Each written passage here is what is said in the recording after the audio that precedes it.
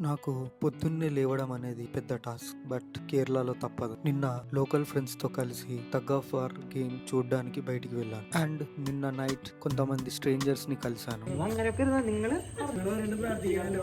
Coming back to today, పొద్దున్నే లేచి church కి వెళ్ళొచ్చిన తర్వాత అమ్మ కేరళ బ్రేక్ఫాస్ట్ ప్రిపేర్ చేస్తుంది. Actually they are like my own family. Even I'm not from here. Then నా బ్రేక్ఫాస్ట్. సారీ, నేను తినేటప్పుడు మాట్లాడను.